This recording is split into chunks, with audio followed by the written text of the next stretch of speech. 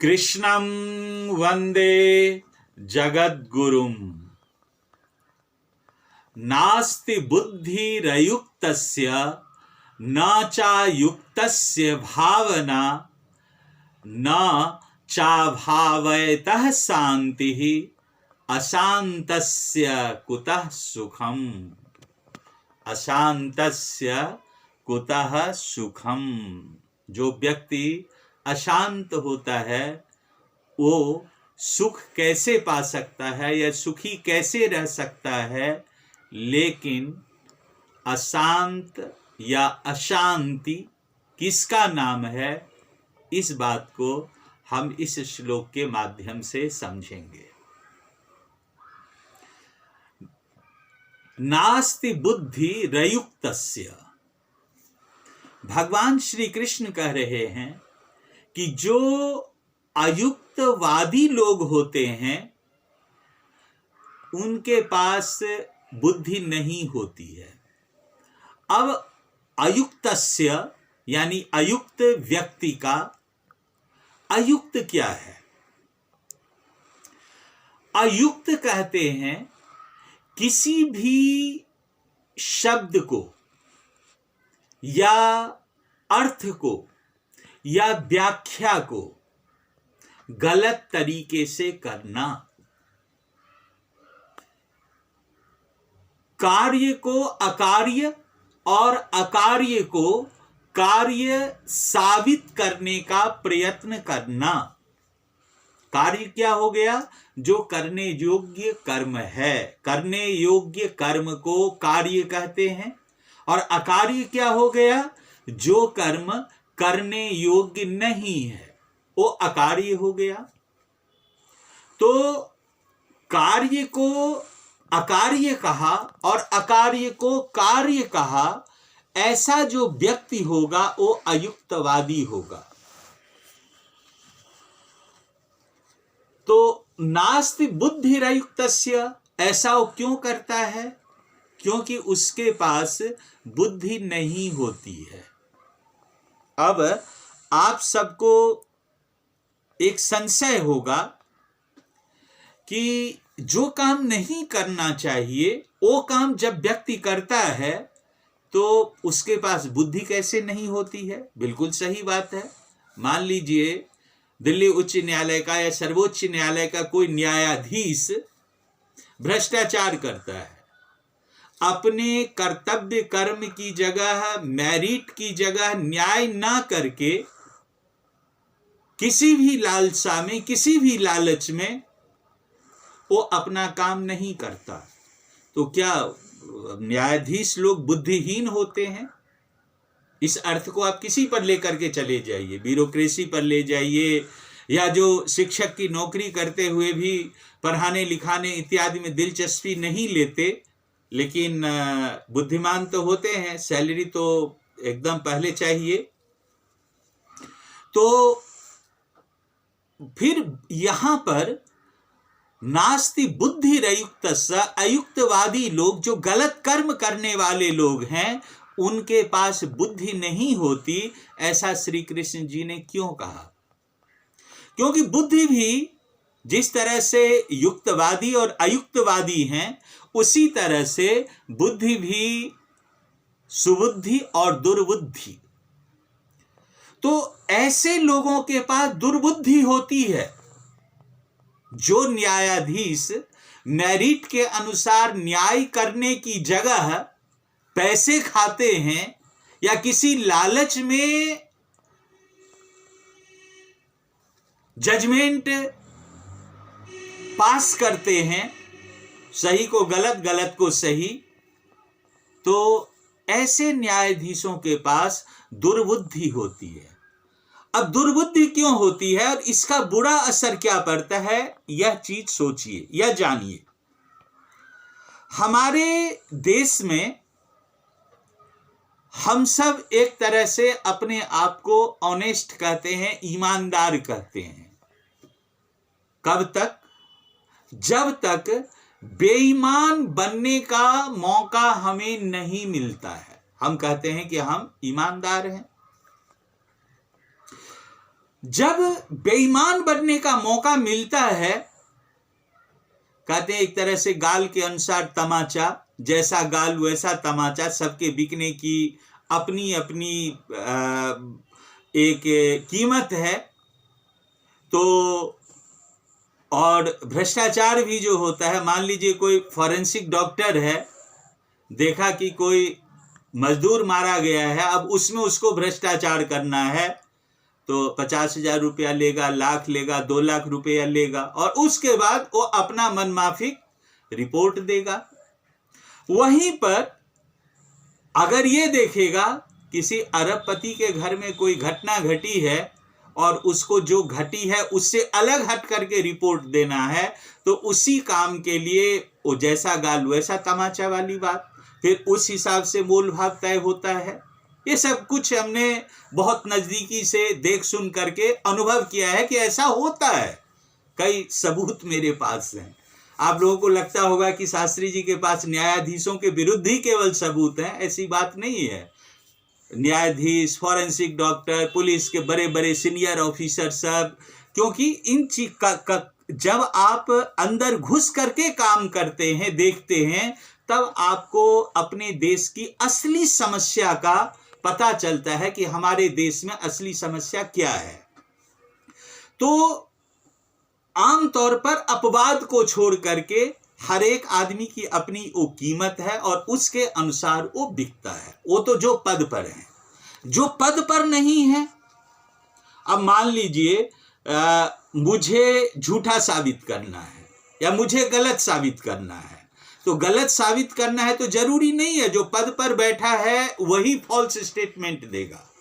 कोई सामान्य आदमी होगा समाज का, उसको जाकर के कहेंगे इसको तंग करो, परेशान करो, इसके बारे में झूठ बोलो, उल्टा सीधा बोलो, ये सब, और इसके बदले में पैसे दिए जाते हैं।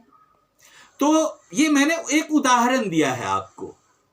तो सामान्य आदमी भी जो सिस्टम में नहीं है उनको भी मैनेज किया जाता है। तो अब यहां पर दुर्बुद्धि वाली जो बात थी, वो दुर्बुद्धि वाली बात क्या है? आज लालच में जीने के कारण, सबसे पहले मैंने क्या कहा कि हम भारत के लोग अपने ही अंतरात्मा से पूछें, क्या हम सब वैसे हैं जो किसी भी स्थिति में अपने आप को बिकने नहीं देंगे, यानी भ्रष्टाचार का धन या किसी भी तरह से भ्रष्टाचार नहीं करेंगे? क्या हम सब वैसे हैं किसी भी परिस्थिति में? हम पहले स्टेज पर ये कहते हैं कि हम लोग ईमानदार हैं, लेकिन जब बेईमान बनने का मौका मिलता है, जब हमें ऑफर आता है, तो क्या हम सब वैसे हैं? और अगर नहीं हैं तो उसका जो दुष्परिणाम देश के ऊपर और विश्व के ऊपर पड़ता है। अब इस बुद्धि, दुर्बुद्धि, युक्तवादी, अयुक्तवादी जो इस श्लोक में शब्द आया है, इन्हीं शब्दों के माध्यम से जानिए क्या होगा। आज किसी न्यायाधीश ने, किसी पुलिस ने, किसी ब्यूरोक्रेट्स ने, किसी शिक्षक ने अपने कर्तव्य कर्मों को सही से नहीं किया, या किसी व्यवसायी ने, व्यापारी ने, या किसी सामान्य व्यक्ति ने नहीं किया और उसने भ्रष्टाचार किया, ये परिपाटी चलेगी ना। जो भी भ्रष्टाचार करता है वो अपनी आने वाली पीढ़ी के लिए एक गड्ढा खोद रहा होता है। आज हम भ्रष्टाचार के धनों से थोड़ा सा सुख को पालें, लेकिन जो हमारी संतान होगी, जरूरी नहीं है ना कि आईएएस का बेटा, आईपीएस का बेटा आईएएस आईपीएस ही हो जाएगा, वो भी भ्रष्टाचार करेगा। सर्वोच्च न्यायालय और उच्च न्यायालय में जो न्यायाधीश लोग हैं, उनकी जो संतानें होगी वो भी हाई कोर्ट और सुप्रीम कोर्ट के न्यायाधीश ही बन जाएंगे, ऐसा कोई जरूरी नहीं है ना। तो वो जिस जगह पर रहेंगे उनके साथ भी इनजस्टिस, अन्याय होना तय है।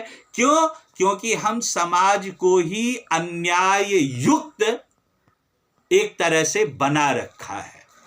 जब जिसको भी कभी किसी पुलिस से, किसी न्यायालय से पाला पड़ता होगा, जो भी आज इस व्याख्यान को सुनेंगे उनको पता होगा कि हमारा देश कैसा है, और तब जाकर के हमें किस वेदना से, किस कष्ट से गुजरना होता है।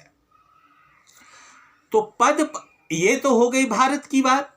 और जब हम खुद ही गलत हैं, मान लीजिए हम अपने देश को ही नहीं ठीक कर सकते, तो हम विदेशों में जो आजकल हाहाकार मचा हुआ है, पूरा विश्व अशांत है, कब कहां परमाणु बम, हाइड्रोजन बम इत्यादि बड़े बड़े बम सब ब्लास्ट होंगे, इतने खून खराबा होते हैं। कोई भी आतंकवादी संगठन किसी देश के अंदर घुसता है, 1400-1500 लोगों को बिना वजह मार डालता है, छोटे छोटे बच्चों को आग में झोंक देता है, हमारे ही देश में आते हैं, मार जाते हैं। तो पूरा विश्व, देखिए रूस ने यूक्रेन के साथ क्या कर रखा है, अपनी ताकत का ध्वंस दिखा करके एक तरह से एक पढ़ने पढ़ाने वाले एक ज्ञान से युक्त देश को उजाड़ जैसा बना दिया है। और चूंकि वो शक्तिशाली हैं रूस, तो हम लोग मुंह बंद करके बैठे हुए हैं। लेकिन ऐसा नहीं होना चाहिए, गलत का हमेशा विरोध करना चाहिए। तो दुर्बुद्धि के कारण हम गलत का अगर विरोध नहीं करते हैं तो पूरे विश्व में क्या हो रहा है, पूरे विश्व की स्थिति भी हम देख रहे हैं। अब अयुक्तवादी, नास्ति बुद्धि अयुक्तस्य, जो अयुक्त वाला विचार वाला इंसान होता है उसके पास बुद्धि नहीं होती है। अयुक्त वाला विचार इंसान क्या, अयुक्त विचार वाला मनुष्य कौन हुआ, जो अपने कर्तव्य कर्मों में घोटाला किया, जो अपने कर्तव्य कर्म के साथ गलत किया।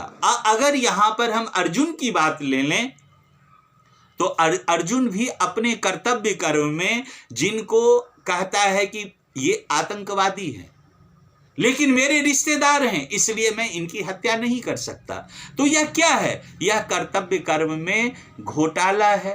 अब उसको लगता है कि मैं बुद्धिमान हूं, बुद्धिमान होने के कारण मैं अपने गुरु के ऊपर हथियार नहीं चला सकता, अपने पितामह के ऊपर हथियार नहीं चला सकता। तो क्यों, क्योंकि वो लोग मतलब मेरे गुरु हैं, पितामह हैं, इसलिए नहीं चला सकता, भले वे लोग आतंकवाद का साथ दे रहे हैं। तो अर्जुन अपने आप को बुद्धिमान समझता था, लेकिन श्री कृष्ण जी कह रहे हैं कि नहीं, तुम अयुक्तवादी हो। जब भी कोई गुरु, माता पिता, पितामह, कोई भी व्यक्ति हथियार से उन्मत्त पागल लोगों का साथ देने लगे, तब वो अपना नहीं रह जाता है।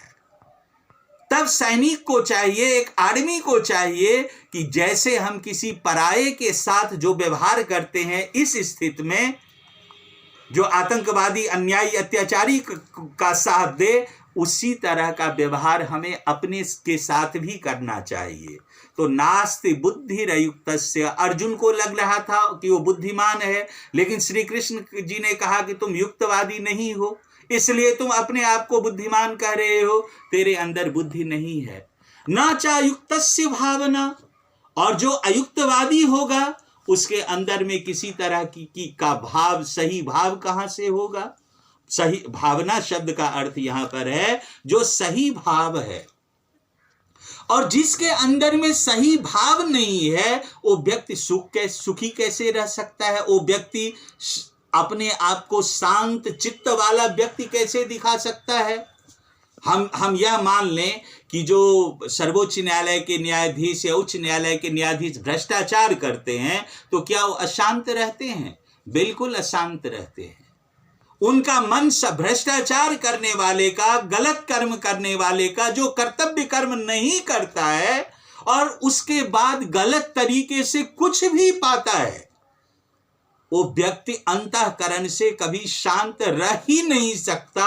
बल्कि भले दुनिया को दिख रहा हो बाहर की आंखों से कि ये व्यक्ति तो माला माल हो गया इसलिए हमें शांत दिखाई दे रहा है, नहीं रह सकता। ना चा भावयतः शांति ही, जिसके अंदर में भावना नहीं है, जो यह नहीं जानता कि अपराधी अपराधी होते हैं, चाहे वो पराया हो, चाहे मेरा बाप हो, चाहे मेरी संतान हो।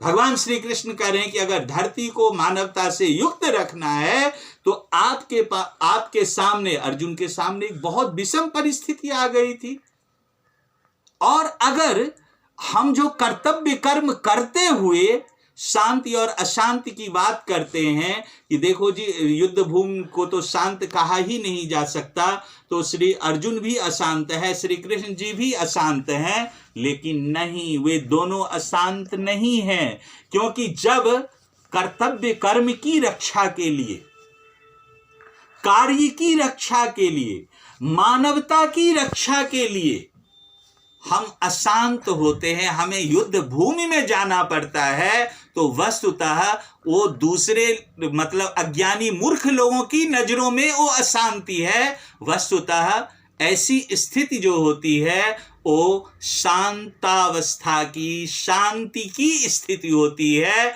ना कि अशांति की स्थिति होती है।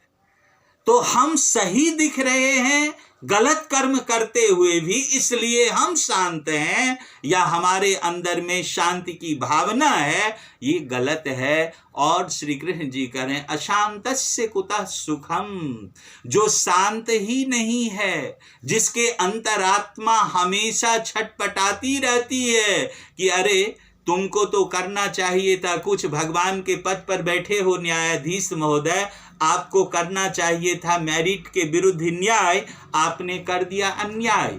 अब जब आप अपने लिए मिलॉर्ड मिलॉर्ड मिलॉर्ड सुनते हो, महामहिम महामहिम सुनते हो, तो तब आप अंदर से शर्मसार होते रहते हो कि बताओ, काम तो मैं चंडाल का कर रहा हूं और मुझे भगवान भगवान कहा जाता है।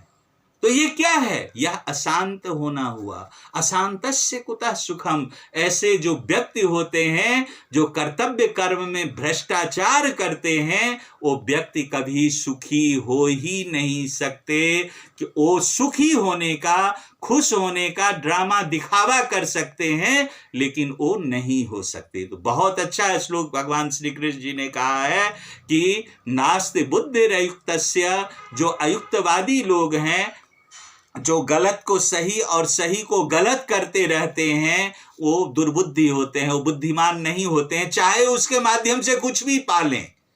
और नाचायुक्तस्य भावना, जो अयुक्तवादी लोग होते हैं उनके अंदर में किसी तरह की कोई सही भावना भी नहीं होती है, उनके अंदर केवल दुर्भावना होती है, क्योंकि भावना का ना होना यानी दुर्भावना है उनके अंदर में। और जिसके अंदर में भावना ही नहीं है, अर्थात सही तथ्य सही ज्ञान है ही नहीं, जो युक्त पूर्वक सही गलत का विचार करता ही नहीं है, तो कह रहे हैं कि ऐसे जिसके अंदर में भावना नहीं, तो वो व्यक्ति शांत कहाँ से रह सकता है। और जो अंतरात्मा से, हृदय से, अंदर से हमेशा अशांत रहता है कि जो मैंने गलत किया है। अब आप देखो, एक उदाहरण दे दूं महाभारत का, ये अभिमन्यु की हत्या की गई, कई सारे लोग एक साथ मिल गए, कई महारथियों की सारी सेनाएं एक साथ जुट गई, नियम था एक से एक लड़ेगा, उस नियम को तोड़ डाला गया, सब मिल करके उसको, एक महारथी को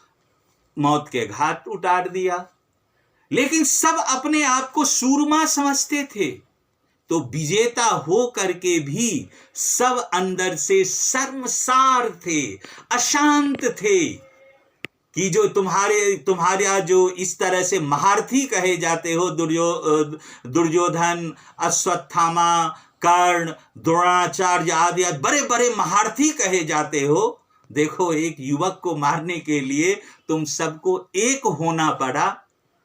तो जब हम गलत तरीके से कोई चीज प्राप्त करते हैं, चाहे हम युद्ध के मैदान में जीत भी जाते हैं, तो हम मन से अशांत हो जाते हैं। क्यों? कि चारों तरफ से एक ही आवाज आ रही थी कि ये लोग कसाई हैं, कसाई हैं, कसाई हैं। और जो मरा था उसके दल में शोक था, लेकिन एक गर्व था कि हमारे एक ने इन सारों को इकट्ठे वार करने पर मजबूर कर दिया, तो किस स्वाभिमान के साथ हमारा एक लड़ा।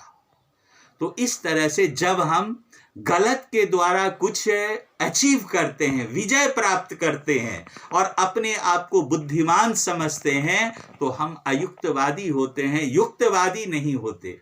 हम व्यवसायत्मिका बुद्धि वाले लोग नहीं रहते हैं, हम सही को सही और गलत को गलत कहने वाले लोग नहीं रहते हैं।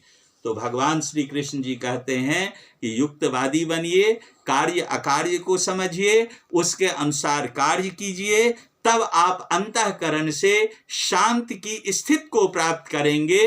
तभी आप स्वयं को सुखी या सुखी से युक्त वाला खुशी व्यक्ति अनुभव कर सकते हैं। अन्यथा आप स्वयं को ठग रहे हैं और परिवार, समाज, राष्ट्र और विश्व को अशांत करने में लगे हैं। अशांतस्य कुतः सुखम। तो इस तरह से आज जो इस श्लोक की व्याख्या है उसको यहीं संपन्न करते हैं। आप लोग जो श्रोता होते हैं, आपको कुछ भी कभी भी पूछना हो, आप जो कमेंट है उसमें अपना विचार रख सकते हैं, पूछ सकते हैं कि इस बात को स्पष्ट कीजिए, क्लियर कीजिए, अगर किसी को कुछ पूछना हो। और गीता सब आप पढ़ेंगे, अर्थ से भ्रमित होंगे कि ऐसे अर्थ कर रखा होगा कि आप इस गीता को व्यक्तिगत जीवन में हम यूज कहाँ पर करें, प्रयोग कहाँ पर करें, आप पाएंगे नहीं।